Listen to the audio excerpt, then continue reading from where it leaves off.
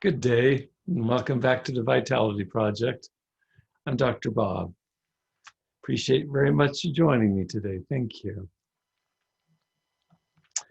Yesterday, we introduced this idea of the stickiness of addictive behaviors. You may recall we talked about the brain chemical glutamate, which literally means glue, and how its role in our bodies and brains is literally to glue together our body's memory of whatever it is that provides relief for us from our biggest stressors. It glues or seals it in.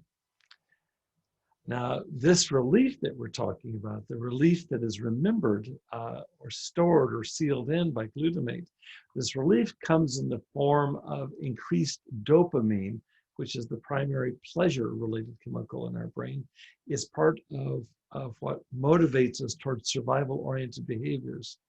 Well, let's talk about that. Exactly what kinds of things stir up dopamine in our bodies and brains? And while we're on that, how stirred up are we actually talking about? Well, it turns out that we all have dopamine baseline levels in our bodies and brains. We don't so much take in dopamine from the outside. Rather, substances and behaviors that we engage in will help regulate our dopamine levels or our pleasure levels up and down. So if you'll join me for just a minute, let's arbitrarily say that each of us has a dopamine baseline level of 1, when in fact we have variations in those baselines. But for right now, let's just say everybody has a baseline level of 1. And just for the sake of our conversation, let's say that eating your favorite food will kick that dopamine level up half again as much, to 1.5. In fact, sex will double our dopamine level. Okay, so that's just for starters. If you stop and think about it for a second, we obviously need food and sex to survive, whether we're talking about us as individuals or for our genetic line to continue.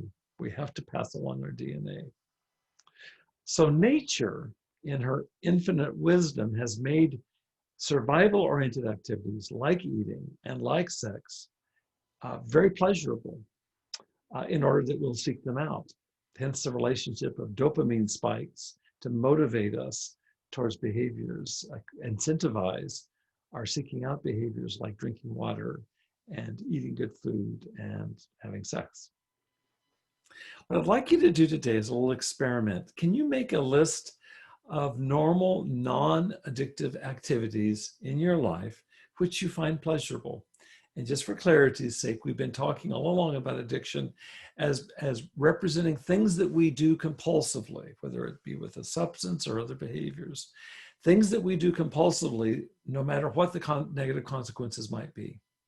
So if I'm asking you to make a list of normal non-addictive behaviors, non-addictive here connotes the absence of any negative fallout. So make a list of those normal, non-addictive activities which you find enjoyable.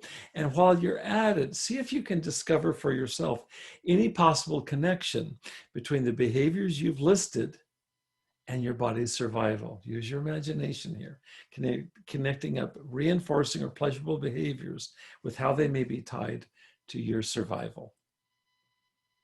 I'll be very interested to follow up with you tomorrow and see what you've discovered. In the meantime, please stay safe, be well. I do hope that you'll come back and join me tomorrow. Thanks again for being with me here today at your Vitality Project.